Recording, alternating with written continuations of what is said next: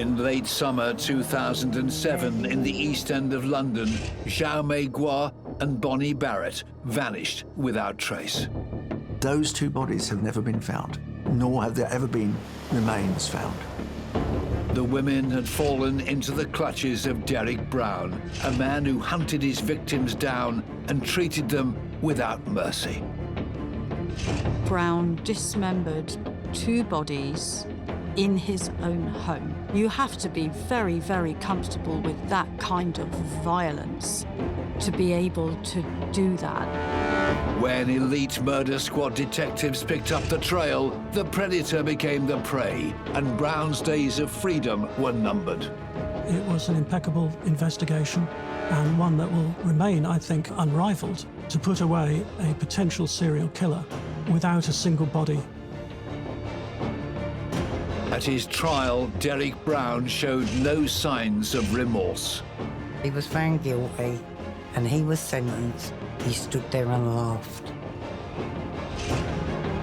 Derek Brown brutally murdered two young women and robbed their loved ones of the chance to lay them to rest, making him one of the world's most evil killers.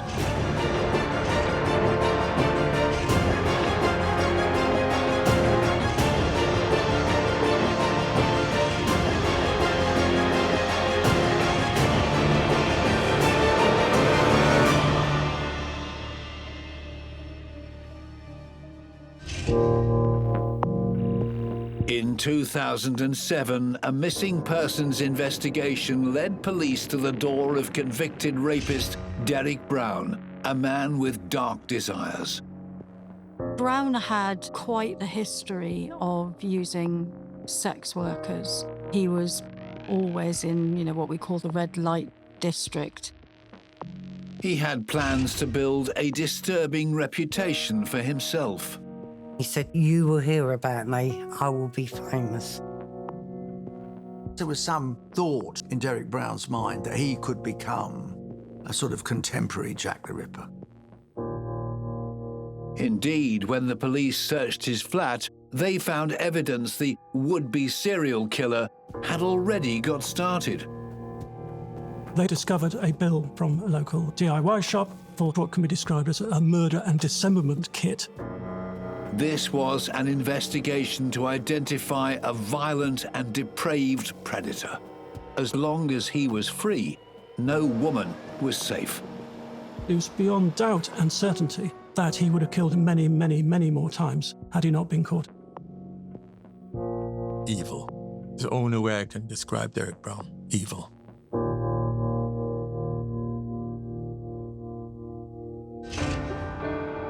This killer's story begins in October 1960 in Preston, Lancashire. Derek Brown grew up in a large blended family. Brown was his mother's blue-eyed boy, but in the eyes of the law, he was far from perfect. From about the age of 16 in 1976, he had a series of convictions in the north of England. He started a whole spate of burglaries and with some violence. He was an intimidating and frightening man. Brown's crimes were not confined to theft. In his 20s, a disturbing predilection for sexual violence became apparent. In 1988, an accusation of raping a 16-year-old girl was dropped, but the following year, another was made against him. He was convicted of raping a woman and buggery as well, and he had broken into her house to commit those offences. He keeps a hostage for 2 hours, rapes her, sodomizes her. It's a heinous crime. In July 1989, at Preston Crown Court, 28-year-old Derek Brown admitted to his crimes.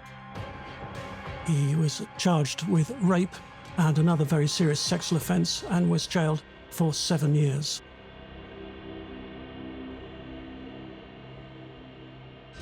Having served 4 years of his 7-year sentence, 33-year-old Brown was released from prison. In 1994, he left the north to start a new life in southeast London. Derek Brown is a drunk, he's a loner. He settled into Rotherhithe and made a living as a delivery driver. So at that time, he was working mostly at nights, picking up and delivering newspapers from source to distribute to local shops. Brown had by this time fathered 7 children with 4 different women. In late spring 2007, after an argument with an ex-partner over access to their children, he made a vague and ominous threat. He was absolutely infuriated by the fact he wasn't allowed access to his teenage children. He said, "You'll hear of me." In the summer of 2007, Derek Brown was living in a 1-bedroom flat close to Rotherhithe Overground Station. His relationships with women appear to have by this time become purely transactional. The commercial street leading from Whitechapel up to Shoreditch is a well-known red light haunt. It is also a favourite stopping-off point on the tourist trail for the Jack the Ripper history tours. And Brown was certainly a regular visitor to that area. He's probably using sex workers because he is aggressive and he is violent. And anybody who was in a relationship with him perhaps would be frightened off by that kind of behaviour. The sex workers who came into contact with Brown would say things like he behaved strangely, made them feel nervous. One said that he would barricade the door. One felt so concerned that she fled the premises, she left.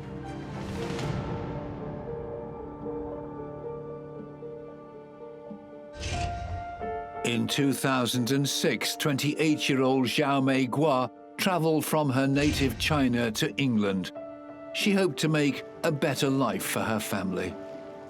Her husband came with her to work here from a village called Jiangjing in Fujian province primarily to improve their situation back home, to save money for their children, to prepare themselves for retirement. Zhao Mei and her husband left their 2 sons with family in China and came to Britain illegally. Brought over by one of the international people smuggling gangs known as snakeheads. It was a costly process. In those days, probably up to £20,000 each person to be smuggled here. They would have borrowed already to pay off the snakeheads back home. So that means they owed money to the moneylenders. They both had a lot of debts to pay off. Zhao Mei and her husband of 10 years rented a room in Whitechapel in London's East End, sharing a house with other Chinese immigrants from Fujian province. She immediately went into selling DVDs on the street. It was quick money, and there was no boss over your shoulders. Husband and wife scrape a living selling counterfeit DVDs, literally in the street. It was very difficult because you earn a little bit of money.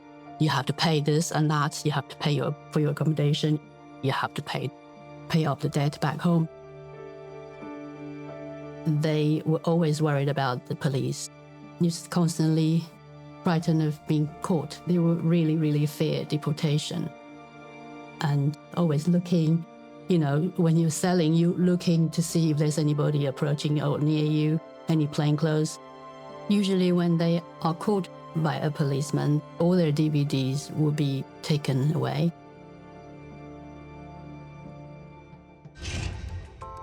In July 2007, having been in the country for under a year, Zhao Mei's husband was arrested for selling counterfeit DVDs. He was sentenced to 4 months in prison, leaving Zhao Mei alone to honor their debts. Her co-workers were saying she was very worried that because the burden of having to pay off the debt was all on her. Zhao Mei was in an incredibly vulnerable situation. She was having to earn money and support herself and her family through means that would have brought her into contact with people on the edges of society. There's always men coming to you and propositioning, and then it's obviously harassment. Sometimes women would be asked to go back to the customer's house to try out the DVDs, and I've heard of cases where women were raped. For the weeks that followed her husband's detention, Zhao Mei's routine was unchanged: working, cooking, phoning family, and sleeping. But on the 29th of August 2007, she did not return home. She was sharing a flat with a lot of people, several cousins and people who came from the same village. And usually after work, she would come back and cook. But that day she didn't. This has never happened before. You know, she's dedicated to her children. She has a routine. She's the habit of phoning her sons in China 2 or 3 times a week to keep in touch, but that stops. So her cousins went looking for her everywhere in the streets, Whitechapel. They were very, very worried. So they knew straight away something was wrong. To all intents and purposes, Zhao Mei just simply disappears. Unable to locate her and afraid to contact the authorities, Zhao Mei Guo's housemates were stuck in limbo, imagining all the dangers of London's sometimes unfriendly streets. They could not possibly dream of what had really befallen her.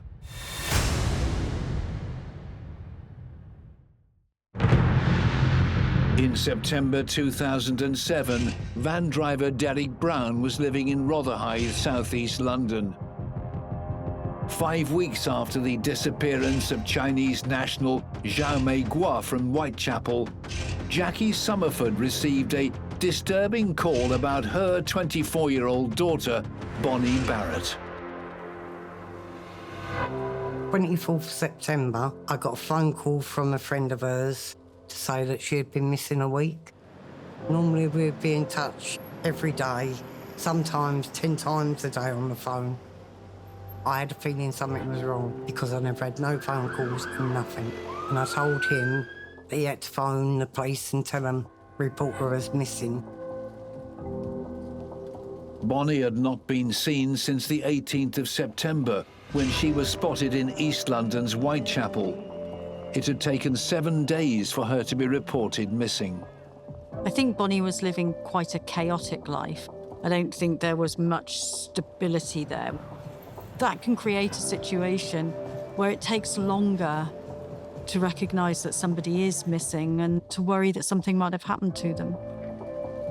Bonnie's life had started out to be a happy one. The youngest of 3 children, she was a much-loved little girl. When Bonnie was born, it just seemed like that was our family complete. Bonnie was a wild child, very popular with people. She was happy-go-lucky. As she entered her teenage years, Bonnie's fun-loving personality gave way to something more destructive. As she got into her teens, me and her dad divorced and she rebelled a lot. And then she went to live with her dad in Scotland. She was drinking up in Scotland and all different wrong things that she shouldn't have been doing. They came back and moved to East London, and then she started to run away.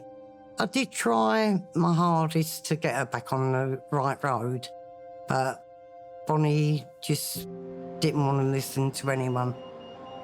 In her late teens, Bonnie fell in with a bad crowd. By 18, she was living with an abusive partner. I think he was very controlling over her, and he used to beat her up a lot. Then one day she came over and she said she had had enough and couldn't take no more. Then she told us she was pregnant. She was 6 months gone. Concerned for the safety of her daughter and unborn grandchild, Jackie took steps to get Bonnie away from her violent boyfriend. The next step we done was got a solicitor and get her away from him. And they put her in a refuge at King's Cross. And in the refuge was quite a few working girls. In the early 2000s, London's King's Cross was a hotbed of criminal activity, homelessness, and addiction. With her newborn son living with Jackie, Bonnie was alone at the hostel. Things went from bad to worse. She started to run away. She went missing at one time for a few months. When news finally came of what Bonnie was up to, it was devastating for her loved ones.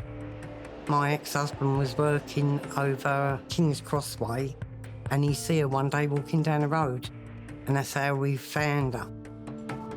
But by then, she was into prostitution. She was addicted to crack cocaine. She was probably funding her habit through sex work. She was going to come into contact with some pretty unsavoury people. I used to say to my other daughter, Kelly, we're going to get a knock at the door one day. So either she's murdered or something's really bad.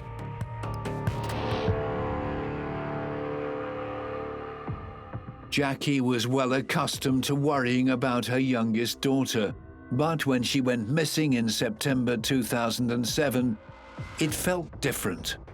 Something inside me was telling me during that week something was wrong.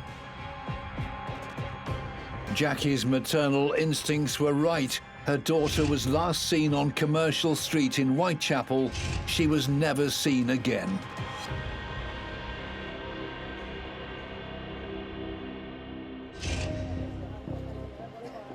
In September 2007, friends of missing 29-year-old Xiaomei Guo were extremely concerned for the safety of the undocumented Chinese migrant. Xiaomei was living in a house of multiple occupation. And I would imagine that a lot of them were in a similar position to her. They didn't report to the police, obviously, for obvious reason. But they were very, very worried. The DVD sellers were shrewd operators and fiercely protective of their client base.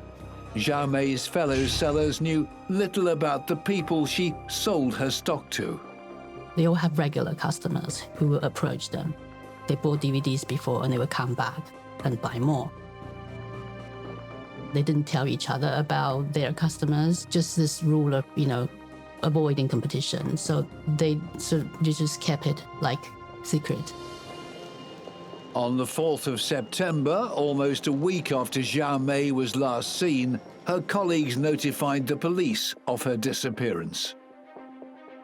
Xiaomei is reported missing early in September 2007, and at the start is identified as a sort of medium risk missing person. The missing person inquiry would have been dealt with by local officers, local to that area where she was last seen.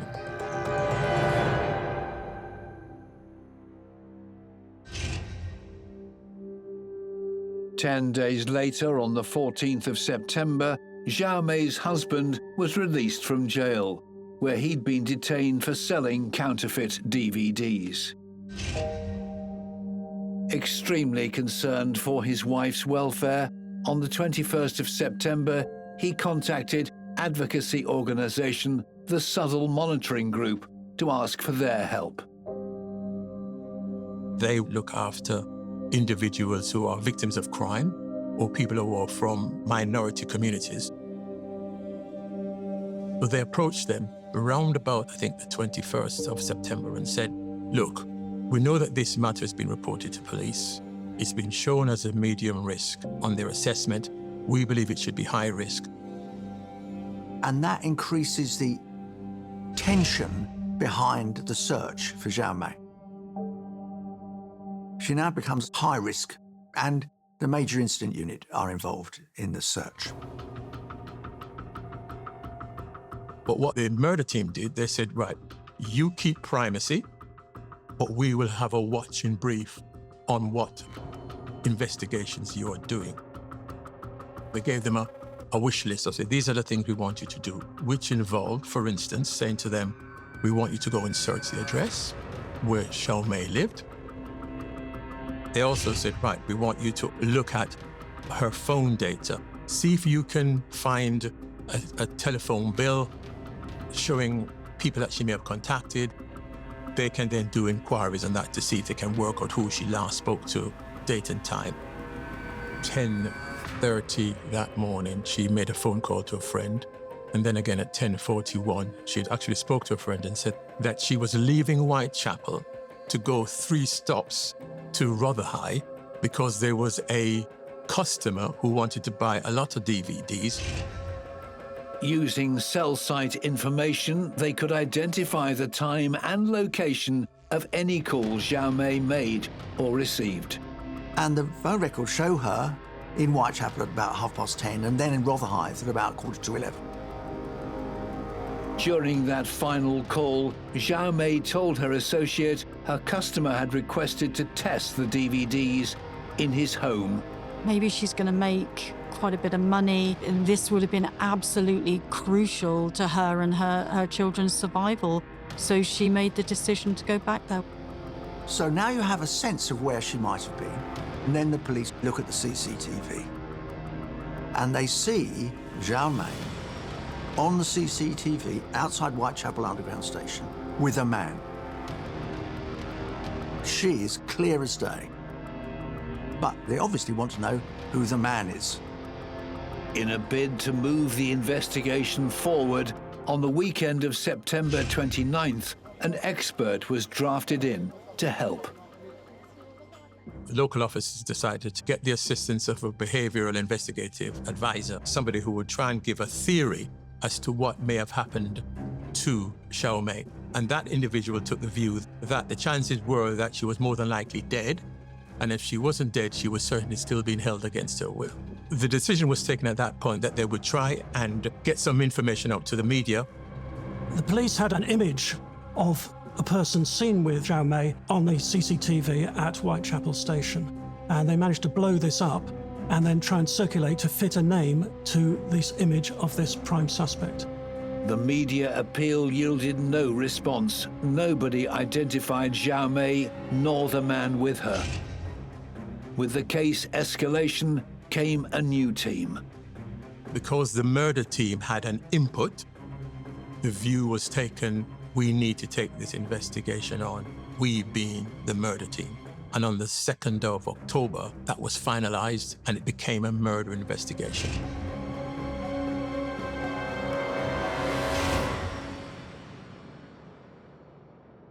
Four weeks after Xiao Mei was last seen, the team headed to her last known location. On the 6th of October, officers were sent out into Rotherhithe with the CCTV image of Xiao Mei and this unknown white male. And they were asking people in the local area, close to the train station, if anybody could identify the female or the male. A police officer entered a mini-mart, and a very sharp and alert shop assistant not only recognized the picture as a customer, but also pointed out any shopping over there in aisle 3.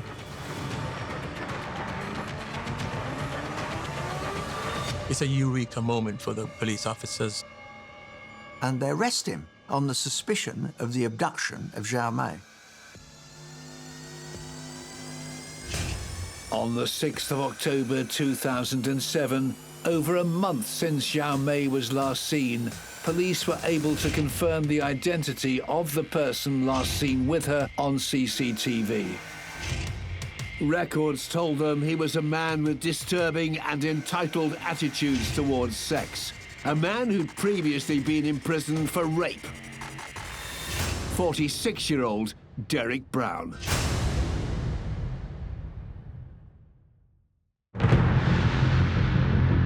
The investigation into the disappearance of Xiao Mei Guo had turned a corner. Convicted rapist Derek Brown was arrested on suspicion of abduction and was questioned under caution.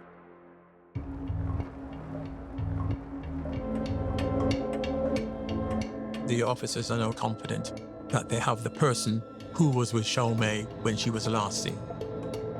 He doesn't deny that he's met Xiao Mei. He admitted little else, but when police asked him about meeting Xiao Mei in Whitechapel, he was keen to tell them how familiar he was with that part of East London. He told the officers that he had actually picked up prostitutes from the Whitechapel area, which the officers thought was a bit strange for him to say.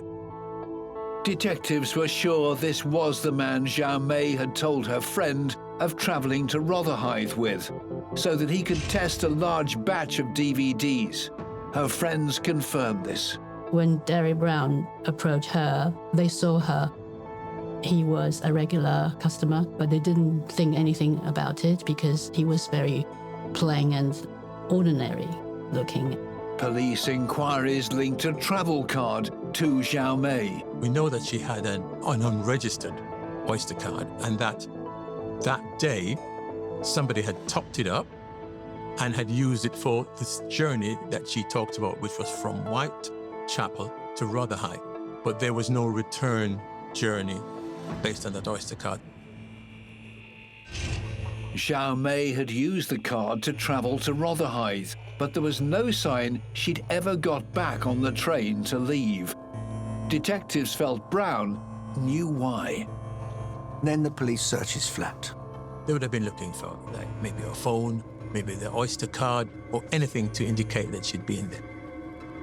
On that first visit, they didn't see anything that would suggest that anything untoward had happened in the flat, but they did call in the forensics team. It appeared at the time as if he had tried to clean up. To the naked eye, you won't be able to see a speck of blood on a wall. But with the light sourcing, it will enhance it. If you've tried to wipe something away like blood, the luminol will be able to tell, and that gives you much more forensic opportunities. They were astonished to find just a treasure trove of evidence. The forensic science officers found 65 separate sites of blood splattered around the walls and the furniture, mostly in the kitchen and the corridor and the bathroom. And there was even some on the ceiling, and there was quite a lot that had seeped into the concrete. Looking at the patterning of that blood, it seems to me like there was some high impact assault that had occurred. The scene of crime officers collected evidence from Brown's flat, which was sent to the laboratory for analysis. Initial tests confirmed there was not one, but two people's blood in the flat.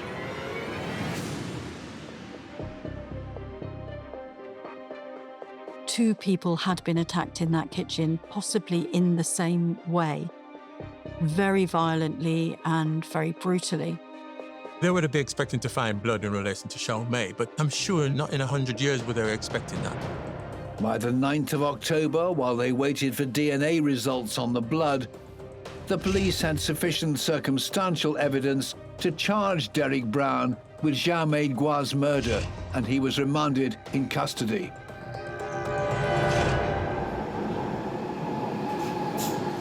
As the autumn of 2007 progressed, Jackie Summerford was still hoping for positive news on her missing daughter, Bonnie. I was trying to find her.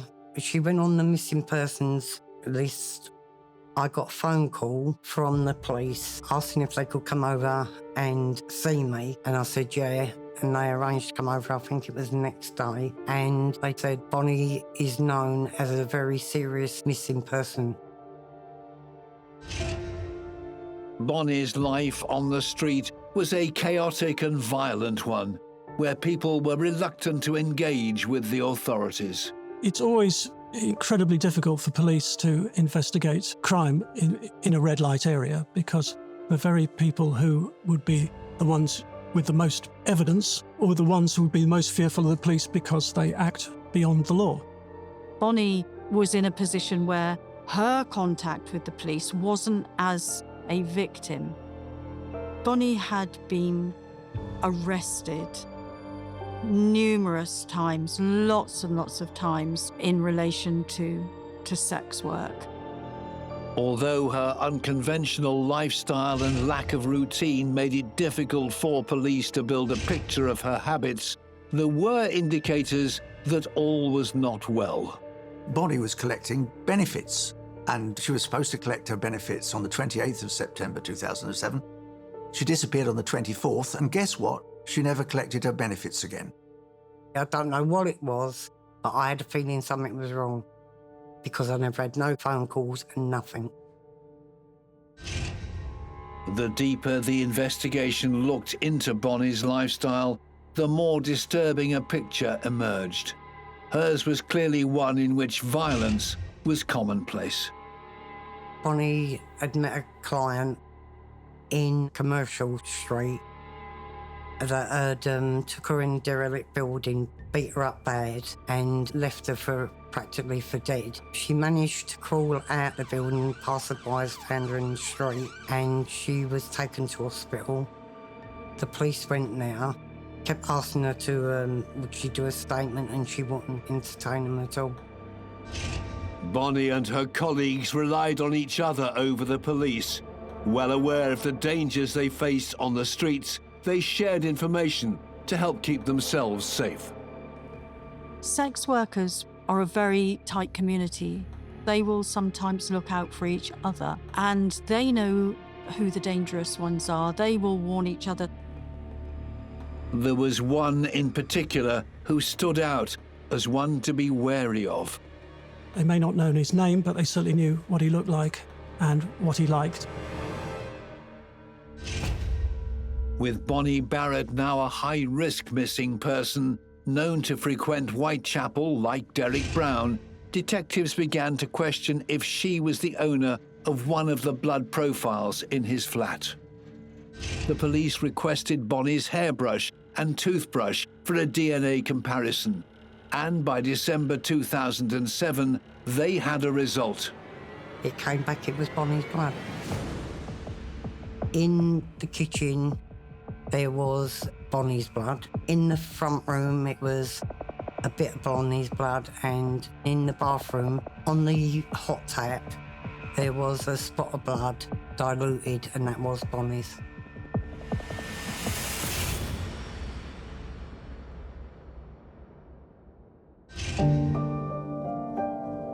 That is when I think my world fell apart, really. I was adopted. My real mum, she was a prostitute back in the 70s, and she was murdered as well. And I'd always told my girls the story of my mum, and I didn't ever think it would happen to me. But it was like history repeating itself.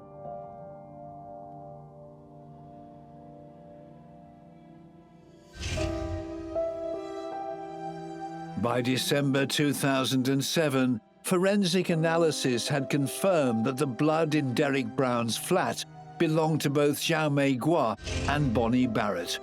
Brown had begun to prepare his excuse for the presence of Bonnie's DNA back in September. When he got arrested and he said, I picked up prostitutes from Whitechapel, he was gearing himself up to say, when you ask me about her, possibly if you find that her blood is here, well, I always pick up prostitutes from that area. So that's why she would probably have come to my address. So he was thinking ahead of it. But Brown's phone usage indicated he had been in the Whitechapel area on the exact evening Bonnie had disappeared. On the 18th of September, there was phone data which suggested that certainly on 2 occasions, about 5 minutes past 6 and at about 19:30 in the evening, his phone is pinging in that area. As a result of those inquiries, officers were able to find CCTV of him being in the area just before 6 o'clock in the evening. Police also questioned Bonnie's colleagues on Commercial Street. Brown is certainly a regular visitor to that area. He had a voracious appetite for sex workers. A number of Bonnie's co-workers said, oh yes, I think she had a client called Derek who lived in Rotherhithe. The indications from the police was that this was a very significant breakthrough. It was the same man women on the street had reported being afraid of. The man currently being held on suspicion of murdering Jaume Gua. In December 2007, Derek Brown was also charged with the murder of Bonnie Barrett.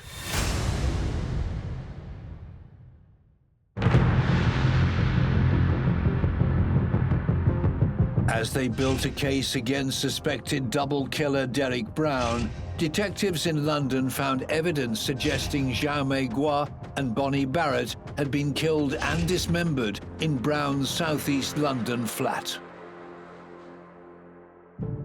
The police find a receipt from a hardware store, which is a receipt for all manner of things. It was what can be described as a murder and dismemberment kit.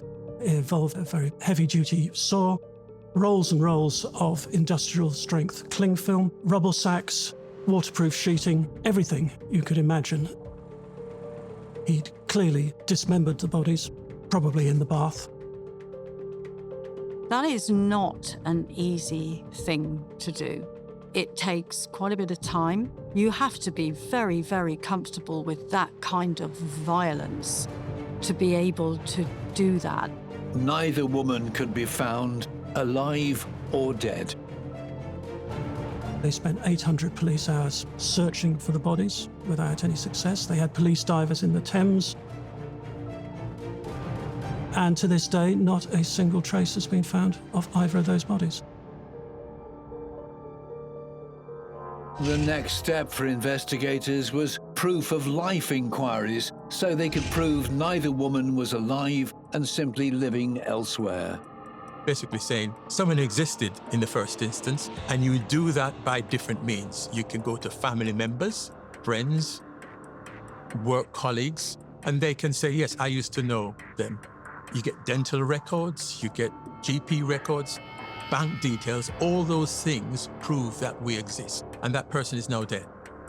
And up until this date, she has not been found.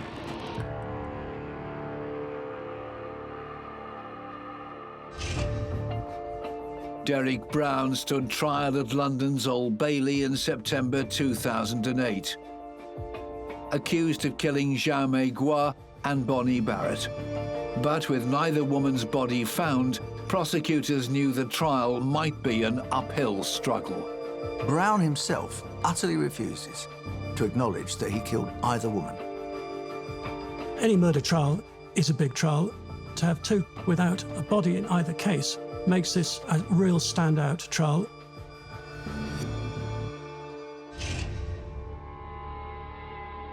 Amid a packed courtroom, Brown was brought into the dock.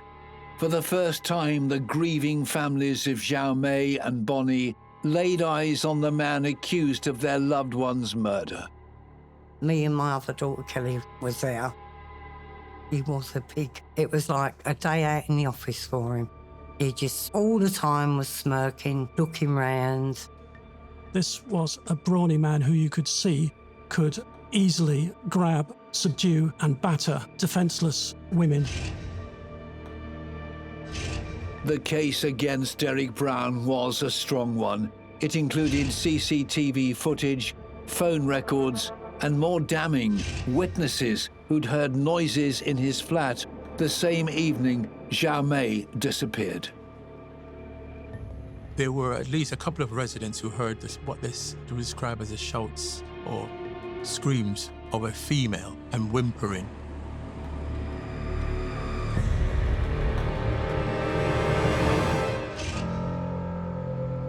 Amongst those called to give evidence was an ex-partner.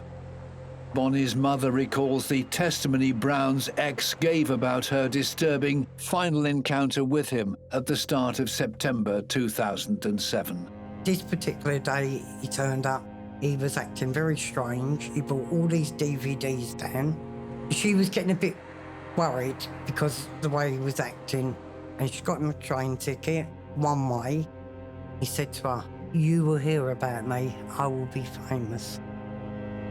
The prosecution painted a picture of Derek Brown as a man who craved fame at any cost. His library records revealed a macabre fascination with an infamous Whitechapel killer. The most fascinating discovery was that Brown was a fan of Jack the Ripper. Just a few weeks before he started his murder spree, he took out from the library Cawthorne's book on killers. It was a lot of Sutcliffe and others, what they had done to other people. Obvious pre-planning of this is what he was going to do and how he was going to dispose of the bodies.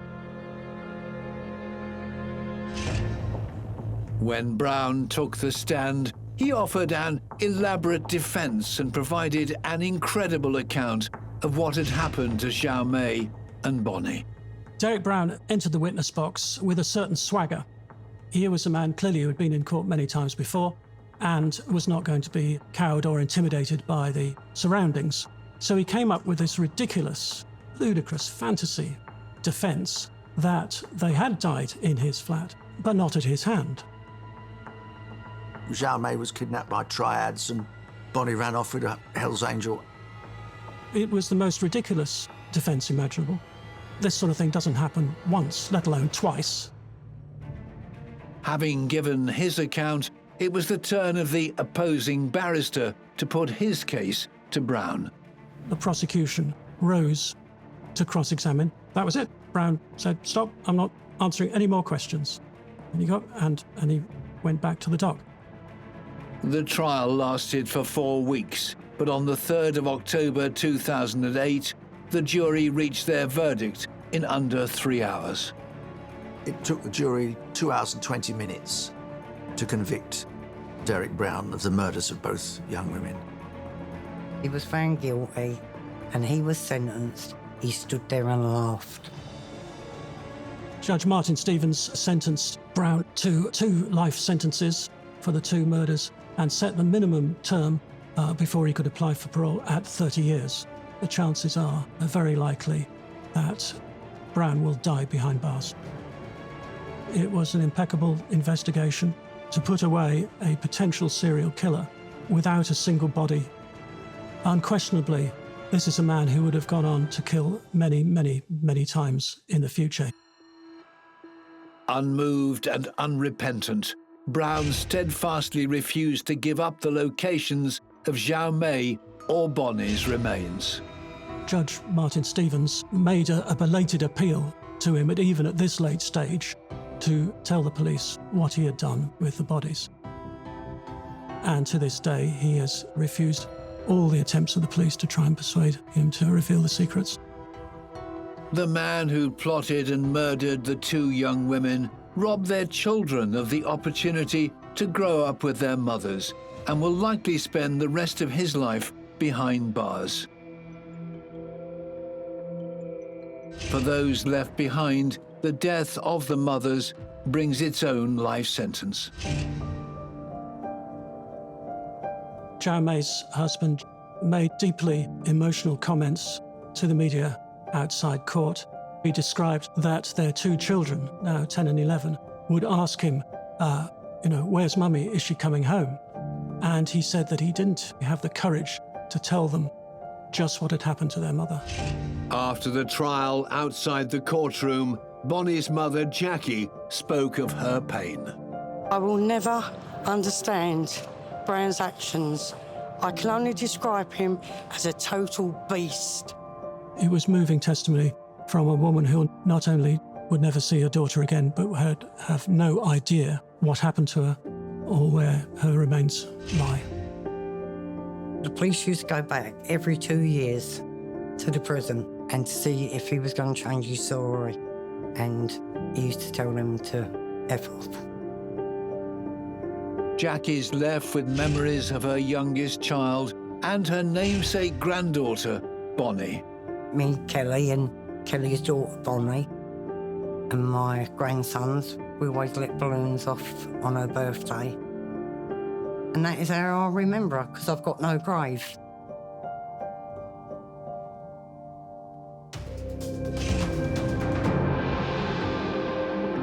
Derek Brown saw women as a commodity. His dark and destructive desires left 3 children without mothers. He refuses to ease the suffering of his victims' families and reveal the whereabouts of their remains, leaving little doubt that Derek Brown is one of the world's most evil killers.